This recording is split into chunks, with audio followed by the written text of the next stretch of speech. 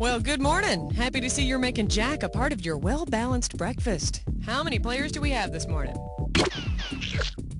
Playing alone, huh? Okay. Can you give me your name?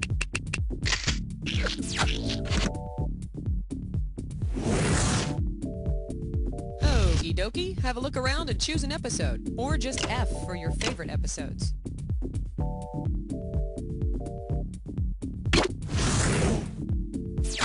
Seconds. When you want to buzz in, hit the letter B. That's B, as in Biafra. 20 seconds. All right, listen up. Take notes. As soon as you think you know the answer to a question, buzz in. Then you have to hit the number that corresponds to the answer you want. Got that? Would you go already?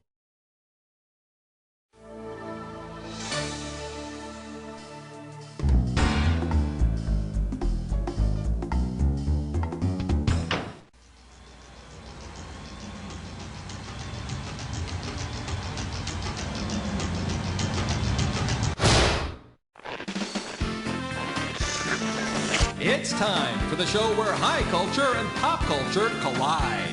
Hey everyone, welcome and thanks for coming to our Eclectic episode. Nobody around here is really too sure what that word means, but by gum, we sure do like to say it.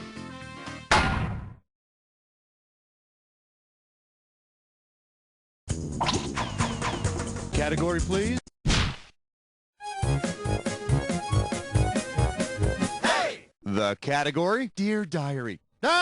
2,000 bucks for a correct answer. Say, hey, what have I got here? Looks like I got a diary entry from 1876. It's really amazing what you can find in a sound booth if you look really hard, huh?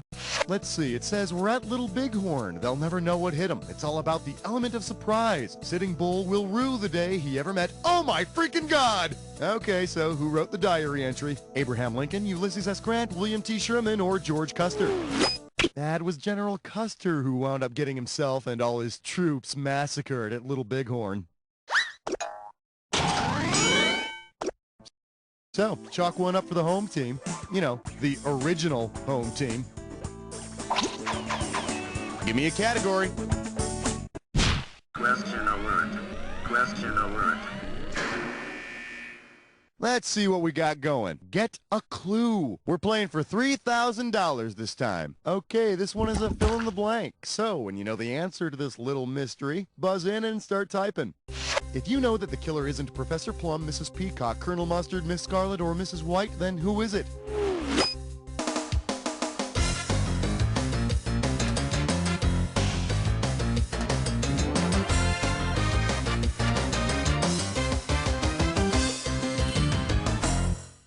Let me show you what you should have typed in. The only one of the 6 clue suspects remaining is Mr. Green, so he's our man. Clearly, he watched too many violent movies as a kid, or maybe he just saw that Clue movie. All right, pick a category.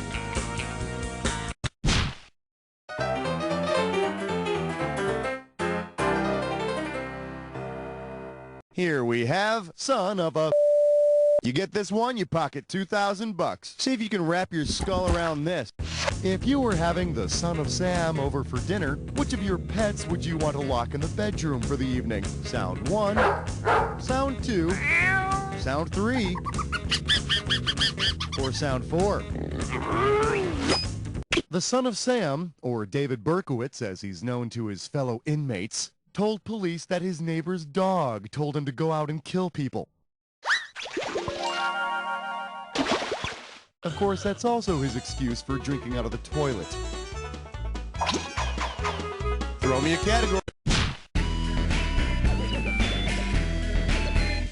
For your viewing pleasure, Kitty got your tongue? $3,000 for this one. Think fast, it's question time.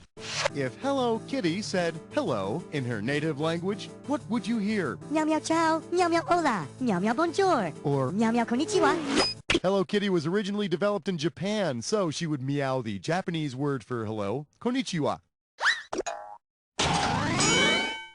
Of course, that's going to be a little difficult because she doesn't have a mouth.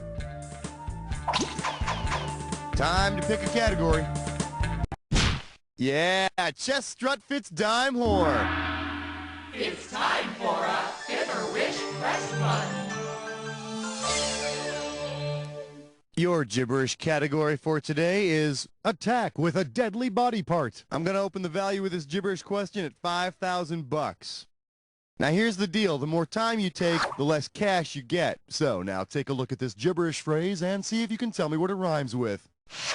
All breasts up and go face duo. And don't get fooled by any punctuation.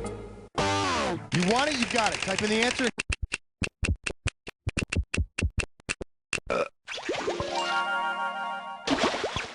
Although I have to say, you always look so nice in that special little outfit you wear for playing computer games. I do appreciate it. All right, I need a category.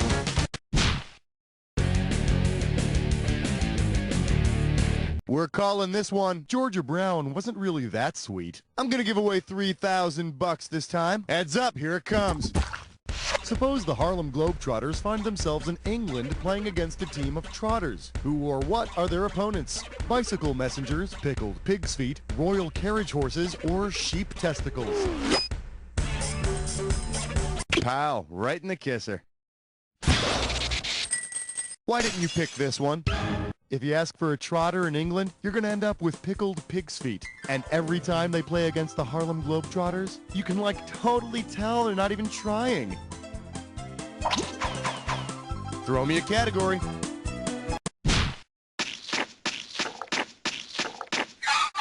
Well, what do we have here? More gore! More gore! How does $2,000 sound? Okay, you know that song about It's My Party? And I'll cry if I want to, right? Yeah, very touching. If Al Gore were to do a duet of It's My Party with the song's original singer, with whom would he be musically lamenting? Dusty Gore, Sandy Gore, Leslie Gore, or Gore Vidal? It's My Party was first made a hit by my close personal friend, Leslie Gore. Of course, for the duet, Al would want to add that certain... Well, I'm sure Al would have something to add to the new version. All right, pick a category.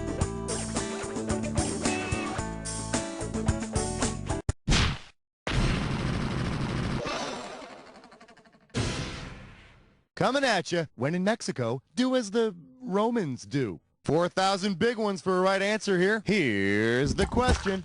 Which TV character would most likely look for ovnis while vacationing in Mexico? My close personal friend Huggy Bear, Buffy, Ally McBeal, or Fox Mulder? OVNI is the Spanish word for UFO, and I know you've seen X-Files. Mulder thought he saw an OVNI once, but it turned out to be a mule wearing a sombrero. Category, please. It's time for a question again. Let's have a big warm welcome for questionable rockers. You want 6,000 bucks? Give me your right answer. Hey, do you remember Guess Who? No, it's not a Dr. Seuss book. It's a 60s band. They sing that song, No Sugar Tonight in My Coffee, No Sugar Tonight in My Tea. Well, if the members of the Guess Who take the lyrics of No Sugar Tonight very seriously, which of these can they put in their coffee and tea? Fructose, sucrose, glucose, or viscose? You know, they send old horses to the glucose factory. You don't believe me? Lick a horse. So you don't lose any sleep over it. Viscose isn't a sugar, it's a plant-based carbohydrate used to make rayon. And if you drink coffee with rayon, you become Devo. Time to pick a category. Well, very nice picking. Get ready to play a When Did Happen?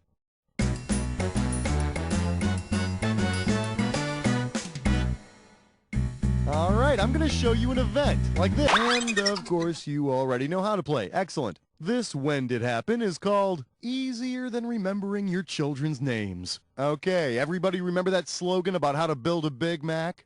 Take a moment, hum it to yourself. You know, 2 all-beef patties, on and on. Now, what's a Big Mac or a Big Mac jingle without this ingredient? Cheese, baby. Now tell me, does this appear before cheese in the Big Mac jingle, after cheese, or does it never appear in the jingle at all?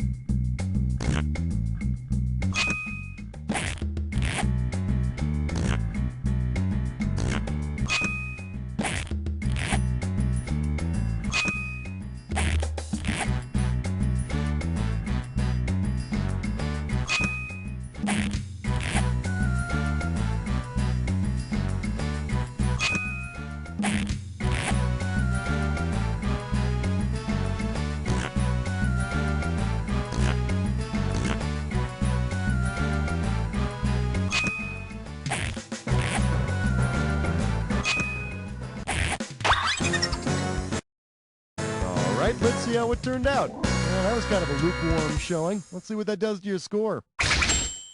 Okay, now, where were we? All right, I need a category. Tra-la-la, tra-la-lee. Here's a question for you. For your enjoyment, how to make your son good and Daedalus. This one can get you $6,000. Yep, fathers and sons, they fight a lot. What was probably the last thing the mythological Icarus's dad said to him? Go take a flying leap. Don't talk to your mother like that. I brought you in. I'll take you out. Or, you're no son of mine. Icarus's father was the one who talked him into trying to fly. Apparently, he was upset about Icarus trying to air condition the whole damn neighborhood. Shut that door. Give me a category.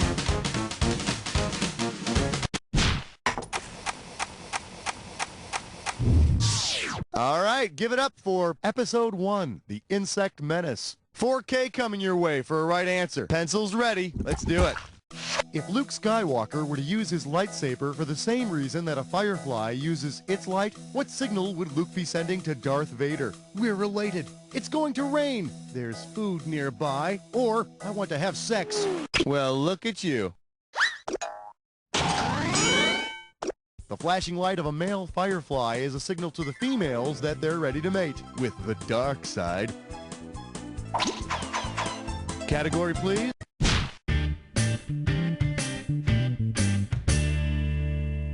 The category is, Mamas, let your sons grow up to be cowboys. If you know this one, you're getting $4,000. Eyes forward, we're going.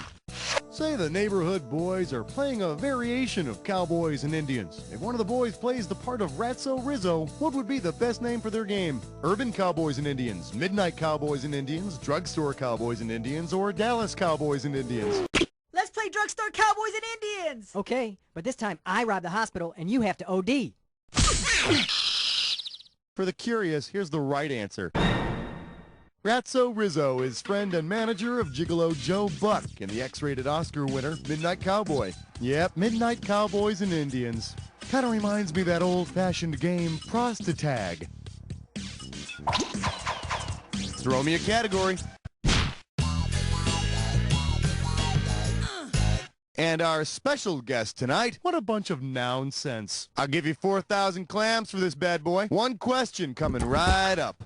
Which of these is an example of personification? Burly boys burrow boisterously for boogers. She scratched her chicken pox 1,000,000 times. The pus leapt from the pop zit. Or the picked scab was like a potato chip. Boogers? You should have picked something else. Well, that'll make an exciting story, won't it? Personification is when you attribute human abilities like leaping to non-human things like, I don't know, zits. And grossification is when you ask questions about popping zits and boogers and scabs just to see if you can make people vomit or not.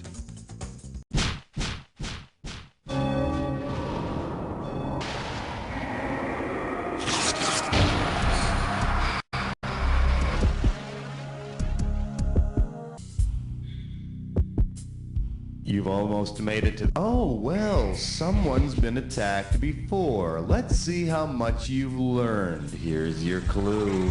3 men and a what? Hey, don't ask, don't tell.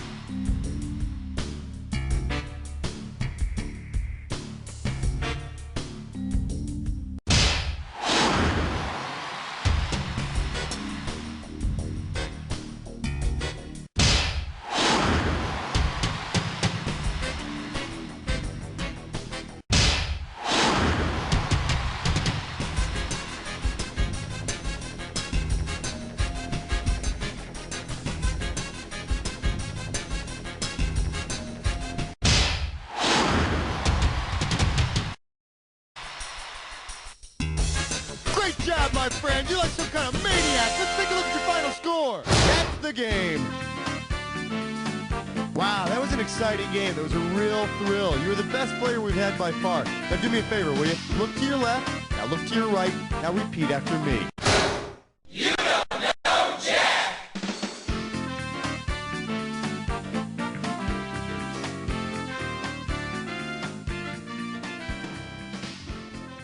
In every scene. Don't forget to hit F if you want to make... Okay. Evil lurks.